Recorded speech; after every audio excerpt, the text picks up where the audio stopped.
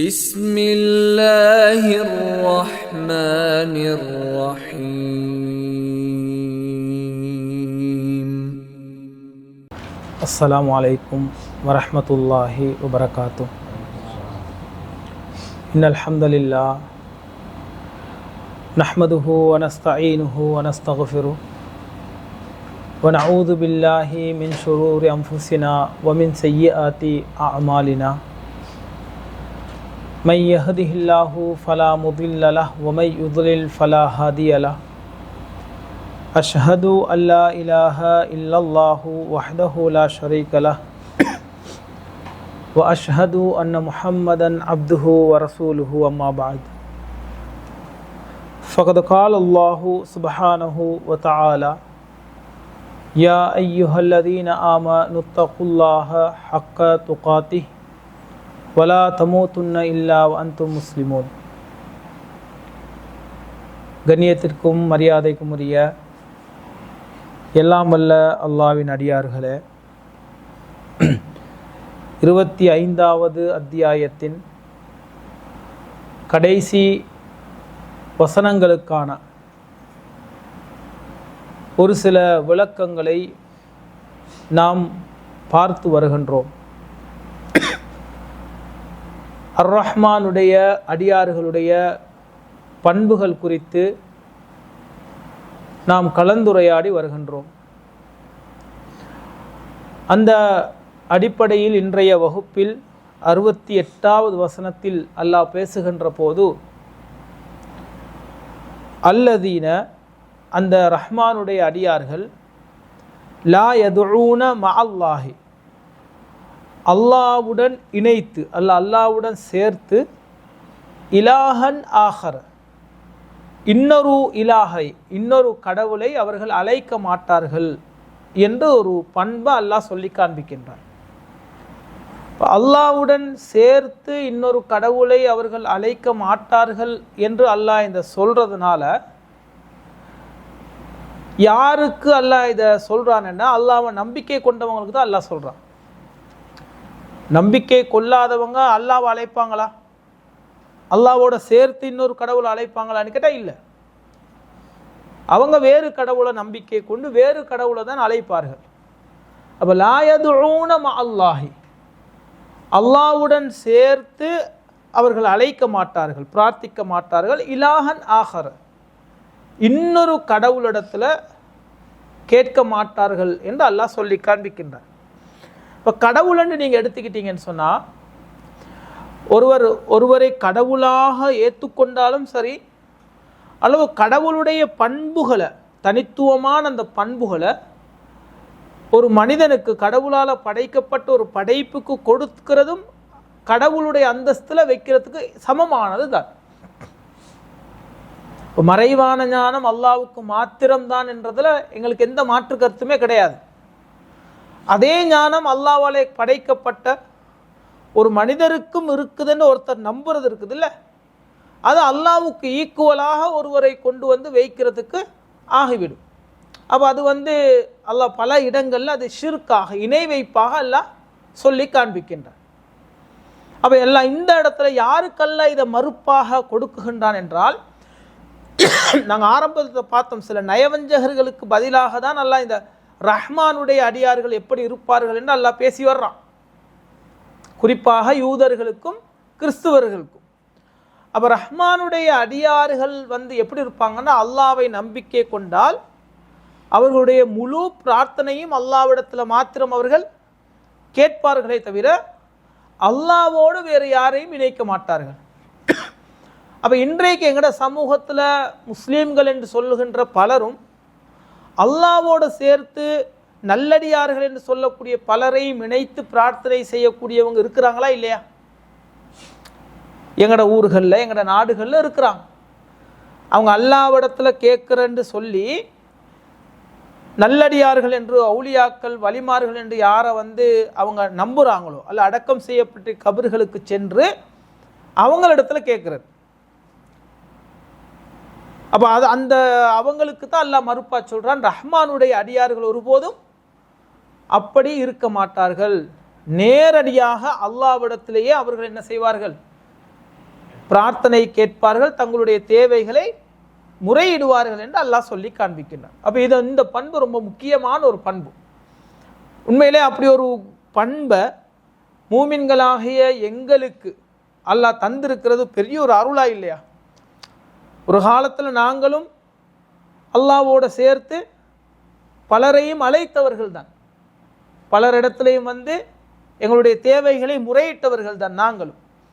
ஆனால் அல்லாஹ்வுடைய பெரிய ஒரு அருள், அது இணை வைப்பு என்பதை புரிந்து அல்லாஹ்விடத்தில் மாத்திரம்தான் கையேந்த வேண்டும், அவனிடத்தில் மாத்திரம்தான் தேவைகளை முறையிட வேண்டும் என்ற தூய்மையான குர்ஆனும் சுன்னாவும் சொல்லக்கூடிய அந்த கொள்கைக்கு நானும் நீங்களும் வந்திருக்கிறோம். பெரிய ஒரு அருள். இன்றும் பல பேர் எங்களோட குடும்பங்களில் நாங்கள் எடுத்து சொல்கிறோம், ஆனால் அவங்களுக்கு அது புரிய மாட்டேன்றது, அதிலேயே மூழ்கி கிடக்கிறத பார்க்குறோம். அப்போ அல்லாஹ் இதை சொல்கிறது, இதை நான் டீப்பாக போகல, என்ன எங்களுக்கு தெரிஞ்ச நாங்கள் பல வருடங்களாக கேட்டு வருகின்ற ஒரு சம்பவம் என்றனால, செய்திகள் என்றனால, அல்லதீன் அவர்கள் எப்படிப்பட்டவர்கள் என்றால், லா யதுஊன மஅல்லாஹி அல்லாஹ்வோடு சேர்த்து அழைக்க மாட்டார்கள், இலாஹன் ஆஹர இன்னொரு கடவுளை சொல்லிவிட்டு அல்லாஹ் சொல்கிறான், வலா யக்துலூன நஃப்ஸல்லதி ஹர்ரமல்லாஹு இல்லா பில் ஹக் அல்லாஹ் ஹராமாக்கிய எந்த உயிரையும் அவர்கள் தக்க காரணமின்றி என்ன செய்ய மாட்டார்கள், கொலை செய்ய மாட்டார்கள். அப்போ கொலை செய்வதும் பெரிய பாவங்கள் ஒன்றாக அல்லாஹ் சொல்லி காண்பிக்கிறான். வலா யஸ்னூன் அவர்கள் விபச்சாரம் செய்ய மாட்டார்கள். வமை யஃப்அல் தாலிக இந்த காரியங்களை யார் செய்வார்களோ யல்க அசாமா அவர்கள் வேதனையை மறுமையில் சந்திப்பார்கள் என்று அல்லாஹ் சொல்லி காண்பிக்கின்றார். இப்போ இந்த அல்லாஹ்வோடு சேர்த்து இன்னொரு கடவுளை அழைக்கிறது என்றது நாங்கள் எங்களோட பாஷையில் சொல்கிறதாகல, எங்களுக்கு தெரிஞ்ச செய்திகளில் சொல்கிறதாக, அதுக்கு என்ன வேர்டு சொல்லுவோம்? இணை வைப்பு, ஷிர்கு. ரெண்டாவது கொலை செய்கிறது, மூணாவது விபச்சாரம் செய்கிறது. அப்போ இதெல்லாம் ரசூலுல்லாஹ் ஒரு பெரும் பாவங்கள் என்று ஒரு லிஸ்ட் ஒன்று சொல்லியிருப்பாங்கல்ல, 7 பெரும் பாவங்களை நீங்கள் தவிர்த்து கொள்ளுங்கள் என்று சொல்லுங்க பார்ப்போம் ஒவ்வொன்றா. ஷிர்கு, சிஹர்,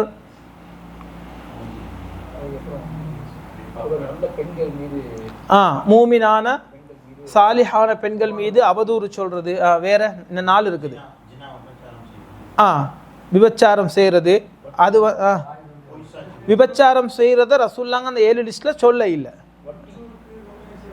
வட்டி, அக்லு ரிபா வட்டியை சாப்பிட்றது இல்லை, அந்த 7ல் ரசூலுல்லாஹ் சொல்ல இல்லை. அதுவும் பெரும்பாவம் தான். அந்த 7 பெரும்பாவங்களை தவிர்த்து கொள்ளுங்கன்னு சொன்ன ஹதீஸில் அது இல்லை. பெற்றோர்களை நோவினை செய்கிறது பெரும்பாவம் தான். அது நாங்கள் பின்னாடி ஒரு செய்தி வருது, நான் அதை சொல்கிறேன் உங்களுக்கு. 4 சொல்லிக்கு இன்னும் 3 வரணும். ஒன்று ஷிர்கு, இன்னொன்று சிஹர், மூணாவது அக்லுர் ரிபா வட்டியை சாப்பிட்றது, 4வது ரசூலுல்லாஹ் சொன்ன அந்த லிஸ்ட்டில் லாஸ்ட்டாக தான் வரும் மூமினான பெண்கள் மீது அவதூறு சொல்கிறது. இன்னும் 3 இருக்குது.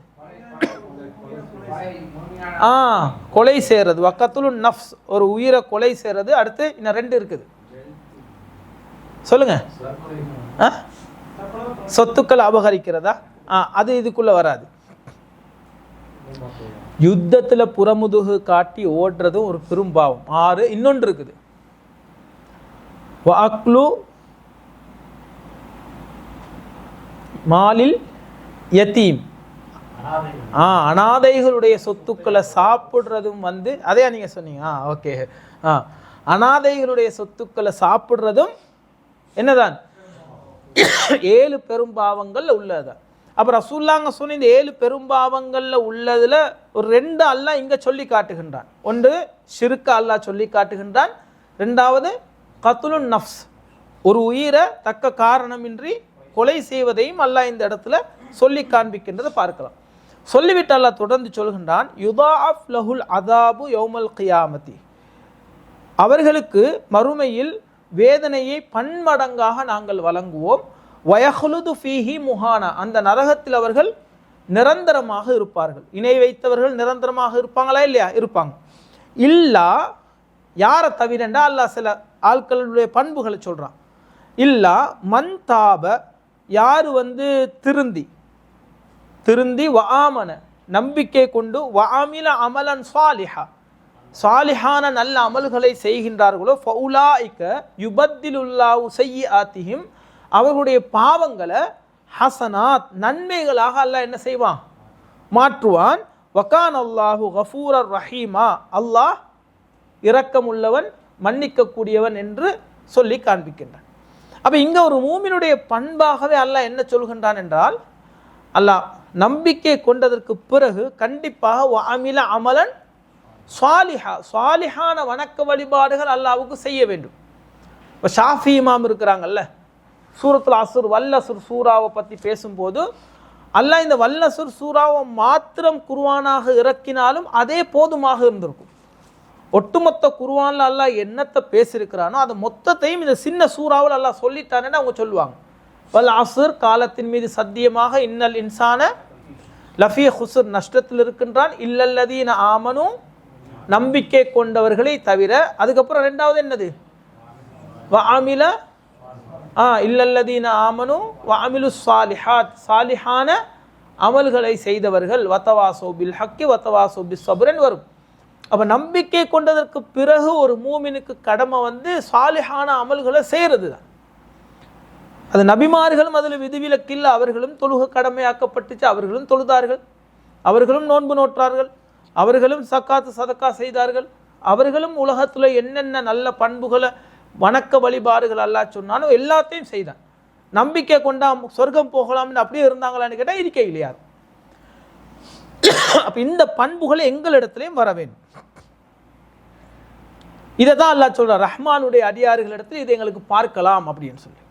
சரி, இது எல்லாத்தையும் அல்லாஹ் சொல்லிவிட்டு இது இது இது ஒரு பண்பாகவே அல்லாஹ் சொல்கிறான். எப்படி, அவர்கள் அல்லாஹ்வுடன் வேறு கடவுளை பிரார்த்திக்க மாட்டார்கள், கொலை செய்ய மாட்டார்கள், விபச்சாரம் செய்ய மாட்டார்கள், அதே போல் வந்து நம்பிக்கை கொண்டு திருந்தி என்ன பாவம் அல்லாஹ்வின் பக்கம் ஒதுங்குவார்கள், சாலிஹான அமல்களை செய்வார்கள். அவர்களுக்கு அல்லாஹ் என்ன செய்வான், அவர்களுடைய பாவங்களை நன்மைகளாக மாற்றுவான், அவர்களுக்கு உண்டான கூலிகள் எல்லாத்தையும் சொல்லிட்டு அடுத்து அல்லாஹ் ரஹ்மானுடைய அடியார்களுடைய இன்னொரு மிக முக்கியமான ஒரு பண்பை சொல்கின்றான். அல்லதீன அவர்கள் எப்படிப்பட்டவர்கள் என்றால், இபாதுர் ரஹ்மான் லா யஷ்ஹதூன ஸூர பொய் சாட்சியம் கூற மாட்டார்கள் என்று அல்லாஹ் சொல்கின்றான். பொய் பேசுறதுன்னு ஒன்று இருக்குது, பொய் சாட்சி வழங்குறதுன்னு ஒன்று இருக்கு. பொய் சாட்சினா என்னது, பொய் சாட்சினா என்னது, பார்க்காதத பார்த்தமாய் சொல்றது. நல்லாவே சிம்பிளாக உங்களுக்கு புரிகிற மாதிரி சொல்றதாக இருந்தால், சிம்பிளாக சில உதாரணங்கள் நான் சொன்னால் நீங்கள் டக்குன்னு கிளிக் ஆகிடும், இது அது பெரும்பாவத்துக்குள்ளே வருதாண்டு. நாங்கள் எல்லாம் உட்காந்து பேசிக்கிட்டோம், இல்லை விளையாடிக்கிட்டு இருக்கிறோம், ஒய்ஃப் கால் பண்ணுவா எங்கே இருக்கிறீங்கன்னு கேட்டு. அப்போ நான் ஒரு பொய்யை சொல்கிறேன், இல்லை நான் இப்போ வீட்டுக்கு வந்துக்கிட்டு இருக்கிறேன் அப்படின்னு. அப்படியே அவர் கேட்டால் இந்த இப்ராஹிம் பக்கத்தில் இருக்கிறேன், அவங்ககிட்ட கேட்டு பாருங்கன்னு சொல்லி ஃபோனை அவங்ககிட்ட கொடுப்போம். அவள் கேட்பான், ஆமாம் இப்போ நான் வந்துக்கிட்டு என்ன நான் சொல்கிறது பொய்யன்று அவனுக்கும் தெரியும். அவன் நம்ப வைக்கிறதுக்கு சாட்சியாக யாரை சொல்கிறது, உதாரணத்துக்கு புரிகிற விதத்தில் இப்போ குயிக்காக புரிஞ்சா இல்லையா பொய் சாட்சியன்னு என்னன்றது. பொய் சாட்சியன்னு என்னடா, அவனுக்கு கொடுத்தேன் அவனும் சொல்லுவான், ஆமாம் இந்தா வந்துக்கிட்டு தான் இருக்கிறோம் அப்படின்னு சொல்லி. அப்போ அல்லாஹ் என்ன சொல்கின்றான் என்றால், அவர்களுடைய ஒரு பண்பாகவே ரஹ்மானுடைய அடியார்களுடைய ஒரு பண்பாக அல்லாஹ் சொல்கின்றான், லா யஷ்ஹதூன ஸூர பொய் பேசுறதுன்னு ஒன்று இருக்குது. பொய்க்கு சாட்சியாக நாங்கள் வந்து குரல் கொடுக்கறது ஒன்று இருக்குது. இன்னும் சில உதாரணங்கள் நான் சொல்கிறேன் பின்னாடி. அப்போ நாங்கள் அது சர்வ சாதாரணமாக எங்கள் வாழ்க்கையில் இருக்கிற ஒன்று தான். உதாரணத்துக்கு நாங்கள் வீட்டிலே இருப்போம், எலும்பி தான் இருப்போம், எவனார்த்தம் கால் பண்ணுவான், மகனை விட்டு ஆன்சர் பண்ணி என்ன சொல்லுவோம், வாப்பா தூங்குறேன்னு சொல்லு அப்படின்னு சொல்லுவோம். நடக்குது தானே, சிம்பிளாக நடக்குது. அவனுக்கு தான் வாப்பா எலும்பி தான் இருக்கிறாரு, அவர் தான் சொல்கிறாரு, அப்படி தானே. அது நாங்கள் நினைக்கிற ஒரு சாதாரணமான ஒரு சின்ன விஷயம் என்று சொல்லி ஒன்று நாங்கள் சொல்கிறது பொய். அந்த பொய்க்கு சாட்சியாக மகனை என்ன செய்கிறோம், இன்னொருத்தருக்கு சாட்சி கூற சொல்கிறோம், அல்ல மனைவியை கொண்டு வந்து வைப்போம். இப்படி நிறைய சந்தர்ப்பங்கள் நான் கொண்டு வந்திருக்கிறேன்.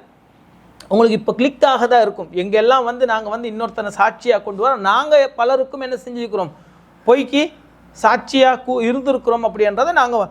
அது எந்த அளவுக்கு இஸ்லாத்தில் பாரதூரமானது பாவம் அப்படின்றத நாங்கள் பார்ப்போம். ரசூல் அங்கே சொல்கின்றார்கள், அலா உனப்பியுக்கும் பி அக்பரில் கபாயிர் பெரும்பாவங்களை நான் உங்களுக்கு சொல்லட்டுமேன்னு ரசூலாங்க கேட்குறாங்க.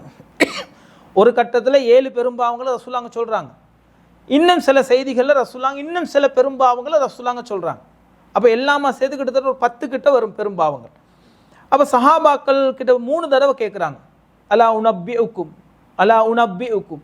அப்போ ரசூலுல்லாஹ் சஹாபாக்கள் சொல்கிறாங்க, பலா யா ரசூலல்லாஹ், சொல்லுங்கள் அல்லாஹ்வுடைய தூதர். அப்போ ரசூலுல்லாஹ் சொல்கிறாங்க, அல் இஷ்ராக்கு பில்லா, அல்லாஹ்வுக்கு இணை வைக்கிறது, வ உகூக்குல் வாலிதை, பெற்றோர்களை நோவினை சேருது. நானா சொன்னது அதுவும் பெரும்பாவங்களில் உள்ள ஒன்று. ஆனால் அந்த 7க்குள்ளே வராதனால தான் அதை நான் எடுத்துக்கொள்ள இல்லை.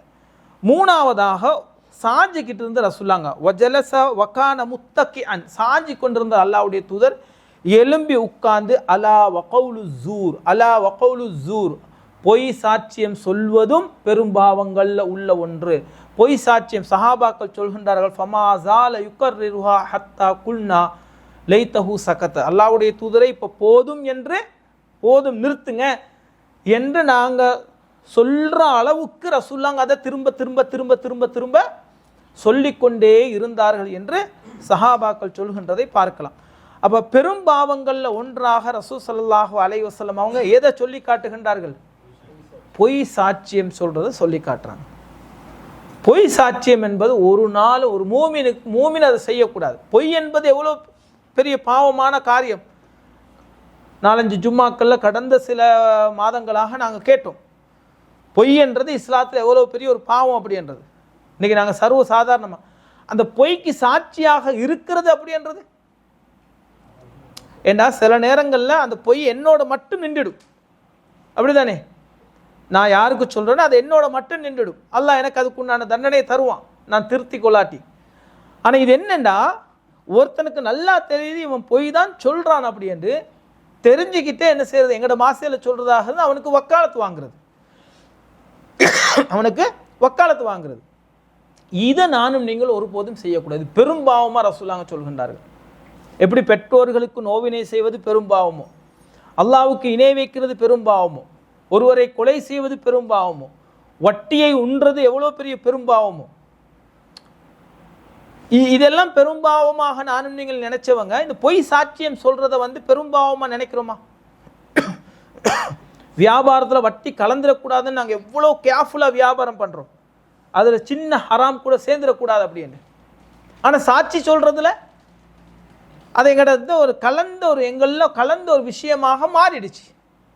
இப்போ சில தருணங்களை நான் உங்களுக்கு சொல்கிறேன், அப்போ உங்களுக்கு புரிஞ்சிடும் இந்த பொய் சாட்சியம் சொல்கிறது அப்படின்றது எந்த அளவுக்கு எங்களோட கலந்த ஒன்றாக மாறி இருக்குது அப்படின்னு சொல்லி. அதில் குறிப்பாக கணவன் மனைவிக்கு இடையில இப்போ கணவன் மனைவி பிரச்சனைகள் என்று வருகின்ற போது கணவன் சார்பாக அந்த பஞ்சாயத்துக்கள் வந்தால் கணவன் சொல்கிறது பொய்யாக இருந்தாலும் அதற்கு வக்காலத்து வாங்கிறதுக்கு குழந்தைகளை கொண்டு வருவாங்க, கணவனுடைய உம்மாவை கொண்டு வருவா. அதில் உம்மை சொல்கிறதுக்கு கணவன் என்ன செய்வான், ஆமா சாமி போடுவாங்க. அதில் மனைவி கொஞ்சம் பவர்ஃபுல்லாக இருந்தால் அவள் சாட்சிக்கு பொய்யானவங்களை கொண்டு வருவாங்க, குழந்தைகளை வேறு யாரையும். அப்போ இது சாதாரணமான பாவமா பெரும்பாவமா? பெரும்பாவத்தில் ரசூலுல்லாஹ் சொல்கின்றார்கள், அல்லாஹ் சொல்கின்றார், லா யஷ்ஹதூன ஸூர, பொய்க்கு சாட்சியாக அவர்கள் வரமாட்டார்கள் அப்படின்னு சொல்லி. அதே போல் எங்கள் குழந்தைகளுக்கு நாங்கள் சொல்லிக் கொடுக்க வேண்டிய ஒரு முக்கியமான ஒரு பண்புகள் இதுவும் உண்டு. பொய்யும் சொல்லாத நாங்கள் சொல்லிக் கொடுக்கணும், பொய்க்கு சாட்சியாளராகவும் நீங்கள் நிற்காதீங்கன்னு சொல்லி. பாடசாலைகளில் சக மாணவர்களுக்கு அவங்கள காப்பாற்றுறதுக்கு நாங்கள் ஹெல்ப் பண்ணுறதா இல்லையா? பிள்ளைங்க காலேஜில் ஹெல்ப் பண்ணுவோம், அப்படி தானே? எதுக்கு ஹெல்ப் பண்ணுவோம்? அவனை ஏதாச்சும் ஒன்று செஞ்சிருப்பான், செஞ்சது மாட்டிக்கொண்டிருப்பான், ஆனால் அதுலேருந்து அவனை காப்பாற்றுறதுக்கு ஒன்று பேரண்ட்ஸ்க்கு மாட்டிப்பட்டிருப்பான், அல்ல பிரின்சிபலுக்கு மாட்டிப்பட்டிருப்பான், அல்ல டீச்சர்ஸ்க்கு மாட்டிப்பட்டிருப்பான், அல்ல போலீஸ்க்கு மாட்டிப்பட்டிருப்பான். அவனை அதுலேருந்து காப்பாற்றுறதுக்கு நம்ம என்ன செய்கிறதோ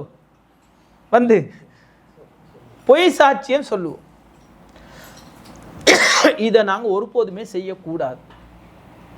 பிள்ளைங்களுக்கு நாங்கள் சொல்லணும், தண்டனை அனுபவித்தாலும் இந்த பெரும்பாவத்தை நீ செஞ்சிடாத. பெற்றோரை நோவினை செய்வது ஷிர்க் எவ்வளோ பெரிய பாவமோ அதற்கு ஈக்குவலாக ரசூலுல்லாஹ் சொன்ன பெரும்பாவங்களில் ஒன்று அப்படின்றத நாங்கள் புரிஞ்சுக்கொள்ளணும். இன்னும் சில நேரங்கள் இந்த சாட்சி பொய்க்கு சாட்சியம் சொல்வது எங்கே நடக்கும் என்றா, சில நேரங்களில் சில பேர் 2வது 3வது திருமணம் முடிப்பாங்க. முடிக்கும் போது அந்த முடிக்கிற வீட்டுக்கு என்ன சொல்லுவாங்கன்னு சொன்னால், இவர் திருமணமே முடிச்சில்லை, இதுதான் இவர்கிட்ட ஃபஸ்ட்டு திருமணம், அப்படின்னு சொல்லி அவருக்கு தெரிஞ்சவங்களை கூட்டிட்டு வந்து சொல்லுவாங்க. அப்படியெல்லாம் நடந்திருக்குது, எங்களோட ஊர்களில் நடந்திருக்குது, நடக்கும் அப்படி. ஏன்னா அப்போ தான் வந்து அவனுக்கு 2ஆம் திருமணம் முடிக்கலாம், அந்த பெண்ணு வீட்டிலேயே வந்து பொண்ணு கொடுப்பாங்க. நடக்குதா இல்லையா? அன்றைக்கி சாதாரணமாக நடக்குது. எதுக்கு சாட்சியாக வர்றாரு? அவர் திருமணம் முடிச்சதுன்றது தான் உண்மை, அவருக்கு ஒரு 2-3 குழந்தைகள் இருப்பதுன்றது தான் உண்மை. ஆனால் என்னது வர்றது? பொய்க்கு சாட்சியாக வந்து அவன் திருமணமே முடிக்கலை, இதுதான் அவன் ஃபஸ்ட்டு திருமணம். சில பேர் வெளிநாடுகளுக்கு போய் அங்கே வந்து பல வருடங்களாக இருப்பாங்க மனைவியை பிரிஞ்சு. அங்கே ஒரு திருமணம் முடிக்க வேண்டிய ஒரு தேவை அவருக்கு இருக்கும். அப்போ அங்கே யாராச்சும் ஒருத்தரோட அவர் தொடர்பு கொண்டு என்ன செய்யறது, கல்யாணமே முடிக்கலை, நான் இங்கே தான் இருக்க போகிறவங்க கூட அப்படின்னு சொல்லி பொய் சொல்கிறத பார்க்கலாம். சர்வ சாதாரணமாக இன்றைக்கி நடக்குதா இல்லையா? நடக்குது. இது எல்லாத்தையும் தாண்டி திருமணம் பேசுகின்ற சந்தர்ப்பத்தில் ஒரு மாப்பிள்ளையை பற்றி வந்து விசாரிக்கிறோம், இவன் நல்லவனா கெட்டவனான்னு சொல்லி குடும்பத்தில் கேட்குறோம். அல்லது ஒரு பெண்ணை பற்றி வந்து கேட்குறோம், இவ எப்படி அப்படின்னு அந்த ஊரில் அக்கம் பக்கத்தில். இஸ்லாம் புறம் பேசுறதுக்கு அனுமதிச்ச சில இடங்கள்ல எதுவும் ஒரு இடம், இந்த இடமும் ஒரு இடம் தான். ஆனால் எங்கட சமூகத்தில் என்ன நடந்திருக்குது? உண்மையை சொல்றவங்களா இருக்கிறாங்களா? பலரும் 1000 பொய் சரி சொல்லி எங்கள் அக்காட பையனாக இருந்தால் நாங்கள் உண்மையை சொல்லுவோமா? எங்கள் தம்பிட மகளாக இருந்தால் உண்மையை சொல்லுவோமா? இப்போ எங்கெல்லாம் இந்த பொய் சாட்சியம் சொல்கிறது அப்படின்றது எங்கெல்லாம் வருதுன்னு பாருங்க. எங்களோட சமூகத்தில் நாங்கள் இந்த சர்வ சாதாரணமாக நாங்கள் செஞ்சுக்கிட்டு இருக்கிற விஷயம், இந்த வடிவங்களை எடுத்து காட்டும் போது உண்மைக்கு நான் வந்து கொடுக்குற சாட்சியத்தில் தான் அவர் வந்து நம்புறாரு. பொண்ணுடைய வாப்பை நம்புறாரு, மாப்பிள்ளையுடைய வாப்பை நம்புறது எதுல? என்ன சாட்சியத்தில் தானே. அப்படித்தானே? நான் கொடுக்குற சாட்சி, நான் கொடுக்குற கேரண்டி, நான் கொடுக்குற அந்த சர்டிபிகேட்ல தான் அவர் என்ன செய்யறாரு, நம்புறாரு. நம்பி பொண்ணை திருமணம் முடிச்சு கொடுக்குறாரு. நடக்குதா இல்லையா இன்னைக்கு சமூகத்தில்? இது எவ்வளவு பெரிய பாவம். ஒருத்தருடைய மொத்த வாழ்க்கையும் வீணாகி போறதுக்கு. அதுக்கப்புறம் அந்த பெண் 1 மாசத்துலயோ 1.5 மாசத்துலயோ விவாகரத்து நடக்கும். அதுக்கப்புறம் அந்த பெண்ணுக்கு சமூகத்துல பேர் விதவை. அதுக்கப்புறம் அந்த பெண்ணுக்கு இன்னொரு கல்யாணம் முடிக்கிறது ரொம்ப கஷ்டம். நம்ம என்ன பார்க்குறோம், ஏதாச்சும் சொல்லி இவனுக்கு கல்யாணம் முடிச்சு கொடுத்துருவோம், அப்போசாச்சும் இவன் திருந்துடுவான்னு நினைச்சு தான் முடிச்சு கொடுக்குறோம். ஆனா மறைக்க கூடாது, கேட்கும் போது உண்மையை சொல்லணும். என்னுடைய சொந்த தங்கச்சாக இருந்தாலும், சொந்த மகனாக இருந்தாலும் உண்மையை சொல்ல வேண்டும். அதைத்தான் அல்லாஹ் இங்க சொல்றான். தனக்கு பாதிப்புகள் இருந்தாலும், ஒரு மூமினுக்கு அது பாதிப்புகள் இருந்தாலும் அவன் ஒரு நாளும் போய் அதில் அமைதியா இருந்துடணும். ரசூலுல்லாஹ் கிட்ட வந்து கேட்குறாங்க ஒரு பெண்மணி, யார் ரசூலுல்லாஹ், நான் இன்னார கல்யாணம் முடிக்கவா இன்னார கல்யாணம் முடிக்க வேண்டும். ரசூலுல்லாஹ் என்ன சொன்னாங்க, ஒருத்தர் வந்து கஞ்சன், இன்னொருத்தர் வந்து கடும் கோபக்காரர். ரெண்டுமே வந்து வெளிப்படையான பண்புகள் தானே, ரெண்டுமே வெளிப்படையான பண்புகள். ஆனா ஒருத்தன் கிட்ட இருக்கக்கூடாத பண்புகள் ரெண்டுமே. இப்ப இன்றைக்கு எங்க கிட்ட வந்து ஒரு ஆணை பத்தியோ பெண்ணை பத்தியோ கேட்கறது இந்த மாதிரியான குணங்களை, இதை விட படுமோசமான குணங்கள் இருக்கும். அவன் போதைக்கு அடிமையாக இருந்திருப்பான், அல்ல வேற பெண்களோட தொடர்பில் இருப்பான், அப்படித்தானே, ஊதா பொறுப்பில்லாதவனாக இருப்பான். இன்னைக்கு சமூகத்தில் நடக்குதா இல்லையா? அப்படி இல்லைன்னு என்ன செய்யறதுன்னு சொன்னா, இப்படிப்பட்ட ஒருத்தனை கொண்டு போய் எங்க கல்யாணம் முடிச்சு கொடுக்கறது? வசதி இல்லாத, ஏற்கனவே அவங்க ரொம்ப கஷ்டத்தில் இருக்கிறாங்க, அந்த மாதிரி ஒரு பெண்ணை திருமணம் முடிச்சு கொடுத்துறது. இது நடக்குதா இல்லைங்கிற சமூகத்தில்? ஏன் இதனால தான் ரசூலுல்லாஹ் அன்றைக்கே சொல்லிட்டாங்க. உட்கார்ந்துக்கிட்டு இருந்த ரசூலுல்லாஹ் எலும்பி வந்து சாஞ்சிக்கிட்டு இருந்த ரசூலுல்லாஹ் எலும்பி வந்து உட்கார்ந்து அதை சொல்றாங்கன்னா சொல்ல போற மேட்ரு பெரிய மேட்ருன்னு அர்த்தம். அல்லாஹ்வுக்கு இணை வைக்கிறத பத்தி சொல்லும் போது சாஞ்சிக்கிட்டு தான் இருந்தாங்க. உக்கூக்குல் வாலிதைன், பெற்றோர்களுக்கு நோவினை செய்யறதுன்னு சொல்ல போகல வந்து சாஞ்சிக்கிட்டு தான் இருந்தாங்க. எலும்பி உட்கார்ந்து சொல்றதுக்கான காரணம், இதனால சமூகத்துல பெரிய விளைவுகளும் சமூகத்துல பெரிய சீரழிவுகளும் ஃபித்னாக்களும் எதால உருவாகுது? பொய் சாட்சியத்தால உருவாகுது. ஆனா இது எங்கட சமூகத்துல நாங்க என்ன நினைக்கிறோம், இது சர்வ சாதாரணமா அற்பமான ஒன்றாக நினைக்கிறோம். ஆனா இஸ்லாம் என்ன சொல்லுது? பெரும்பாவமாக சொல்லுது. வேறு எங்கெல்லாம் நாங்கள் இந்த மாதிரி பெரும் பாவத்தை வந்து ரொம்ப சிம்பிளாக அற்பமாக செய்கிறோம். ஒன்று திருமணம் பேசுறது நடக்குதா இல்லையா? நாங்கள் ஒருபோதும் அதை செய்யக்கூடாது. ஒரு மூமின் அதை செய்யக்கூடாது. என்னுடைய மகளுக்கு, என்னுடைய தம்பிக்கு, என்னுடைய தாத்தாவுக்கு, என்னுடைய தம்பிக்கு யாருக்கு எந்த பாதிப்பு வந்தாலும் கேட்டால் உண்மையை சொல்லணும். வேற என்ன எங்கெல்லாம் நாங்கள் போய் சாட்சியம் சொல்கிறோம்? சொத்து பிரச்சனையில சொல்லுவோம். என்ன சொல்லுவோம்? சில நேரம் சில காணிகளை நாங்கள் வாங்குவோம். என் வாப்பாவுடைய காலத்திலேருந்து பார்க்குறேனப்பா, இது இங்கே தான் இருந்துச்சுன்னு வாங்கியிருப்பார். இப்போ 1 வருஷத்துக்கு முதல் தான். என்னமோ அவர் 10 வருஷம் அந்த காணிக்கு சொந்தக்காரர் மாதிரி அவர் என்ன சொல்லுவார், அதை அவர் அபகரித்து கொள்றதுக்காகவே சொல்லுவார். அல்லது அவர் சொல்லாட்டியும் வந்து அந்த ஊரில் எவனாச்சும் ஒருத்தனுக்கு ஒரு 10,000 ரூபா கொடுத்து வந்து சொல்ல வைப்பான்.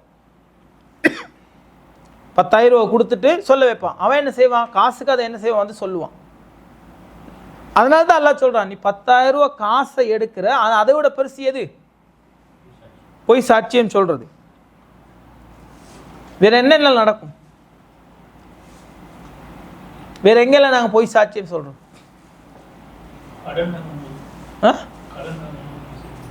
என்ன சொல்லுவோம் அதில்?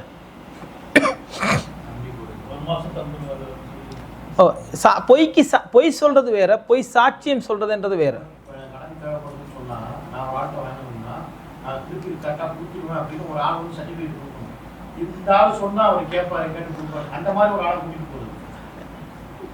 ஆனா அவரை பத்தி ஆல்ரெடி தெரியும். இவன் வந்து 10,000 பேரோட கடன் வாங்கி கொடுக்காதவன் தெரிஞ்சுக்கிட்டே பேர் என்ன செய்யற, புதுசா ஒருத்தர்கிட்ட மாட்டி விட வைக்கிறது.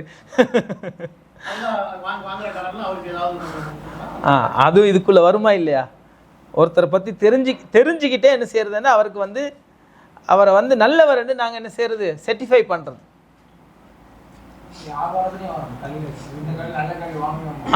இந்த கல் நல்ல கல் வாங்குங்கன்னு சொல்லுவோம்.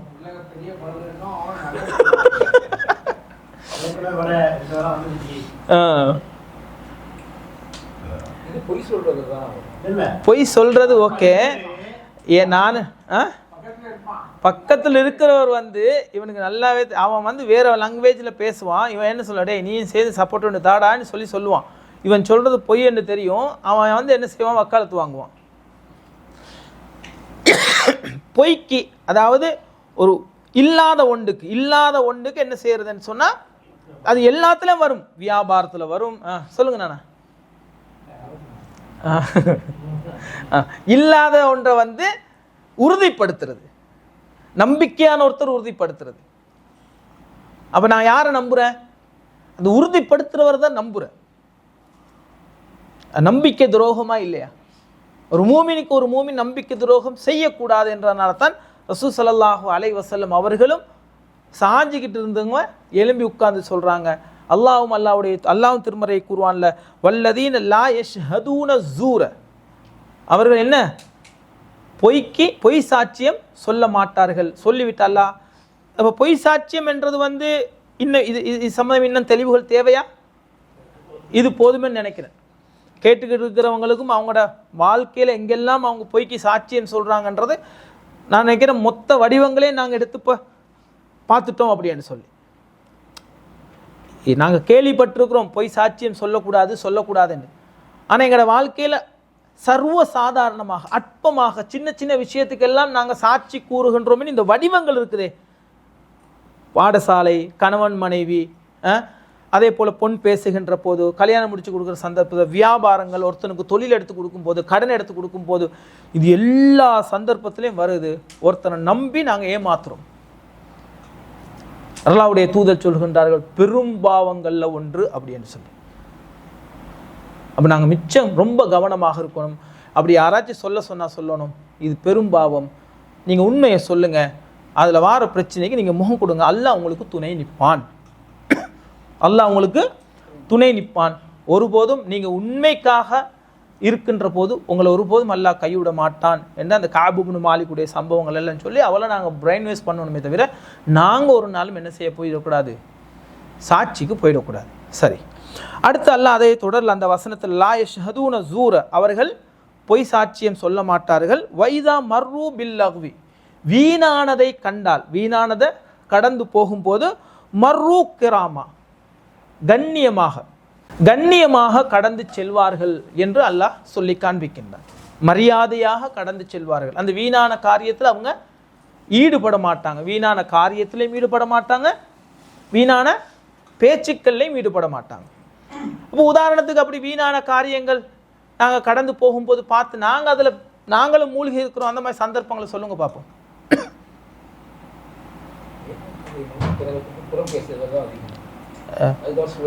இல்லை, அல்ல இந்த இடத்துல ஒரு செய்தியை சொல்கிறோம். மர்ரு பில்லாஹ்வி, வீணான காரியங்கள் வீணானதை கடக்கும் போது மர்ரு கிராமா, கண்ணியமாக கடந்து செல்வாங்க.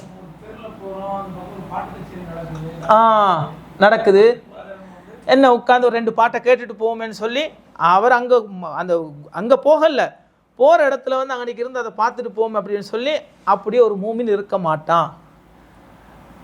2 பேர் சண்டை பிடிக்கிறாங்கன்னு வைங்களே, நம்ம போய் விளக்கணும். யாருமே இல்லாட்டி 10,000 பேர் சூழ்ந்துருக்குறாங்க, நம்மளும் என்னடா நடக்குது, ஏது நடக்குது, உட்காந்து பார்த்துக்கிட்டு இருக்கு. இது ஒரு மூமினுக்கு செய்ய வேணாம் என்று அல்லாஹ் குர்ஆன்ல சொல்கிறான். அவன் அதை செய்யக்கூடாது. அந்த இடத்த நீ கண்ணியமாக என்ன செய், கடந்து போ அப்படின்னு சொல்லி கண்ணியமாக கடந்து போங்க. சில விளையாட்டுகளை காட்டுவானுங்க, சில சூதாட்டங்கள் உட்காந்து நம்ம ரசிப்போம். எவன் அன்னைக்கு தோக்குறான், எவன் ஏமாறுறான், இவன் எப்படி அவனை ஏமாத்துறான் அப்படின்னு சொல்லி. இஸ்லாம் என்ன சொல்லுதுன்னா மர்ரு கிராமா, நீ கண்ணியமாக அந்த இடத்த விட்டு நடந்து, யாருக்கும் எந்த பிரச்சனையும் இல்லாமல், உனக்கும் எந்த பிரச்சனையும் வராத. அந்த நாங்கள் அன்றைக்கு பார்த்தோம், ஒருத்தருக்கு பிரச்சனை சிக்கல் துன்பம் என்ன, நம்ம போய் ஹெல்ப் பண்ணணும். அது ஒரு மூமின் இன்னொரு மூமினுக்கு செய்ய வேண்டிய கடமை. இது வீணான ஒரு காரியம் நடக்குது, நல்லா தெரியுது, வீணா சும்மா பொழுதுபோக்குக்கு நடக்குதுன்னு சொல்லி நம்ம அங்கனைக்கு போய் எங்களோட நேரங்களை என்ன செய்யக்கூடாது, நாங்கள் வீணாக்க கூடாது.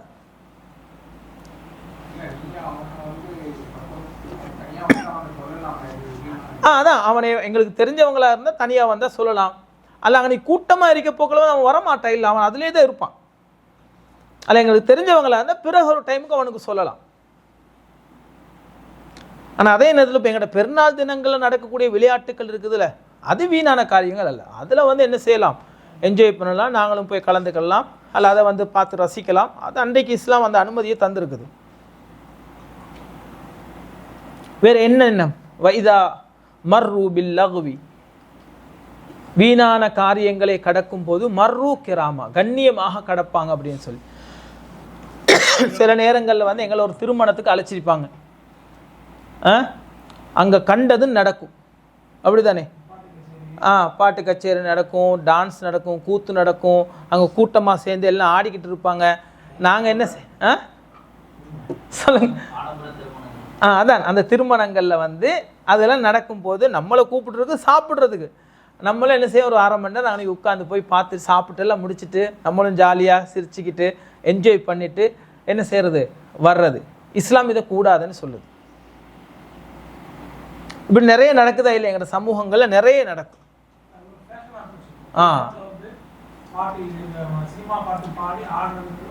ஃபேஷனாக போச்சு.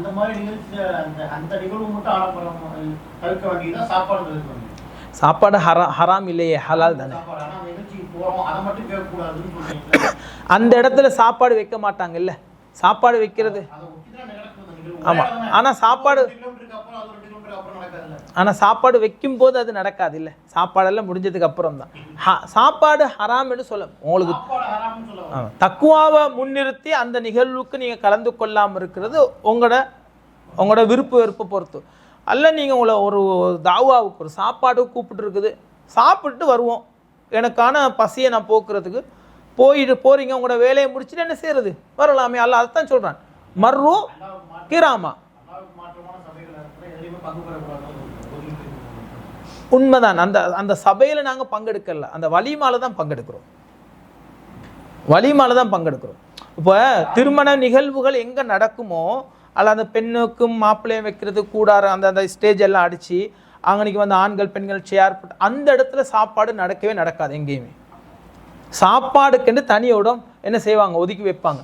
எங்களை சாப்பாட்டுக்கு கூப்பிட்டு இருக்கிறாங்க, போகிறோம், இல்லை அங்கே மியூசிக் போட்டு உங்களுக்கும் கேட்குது, அங்கே வந்து என்ன செய்யுது, அனாச்சாரங்கள் நடக்குது, உங்களோட கண்ணுக்கு தெரியுது, நீங்கள் போகிறீங்க, போய் இதெல்லாம் நடக்குதா, தாராளமாக என்ன செய்யலாம், திரும்பி வந்துடலாம். அதுதான் அல்லாஹ் சொல்கிறான், மர்ரு கிராமா, யாருக்கும் எந்த பிரச்சனையும் இல்லாமல் நீங்கள் போனீங்க, மார்க்கத்துக்கு முரணான காரியங்களை பார்க்குறீங்க, மர்ரு கிராமா, கண்ணியமாக நீங்கள் அந்த இடத்த விட்டு நகர்ந்து வாங்க.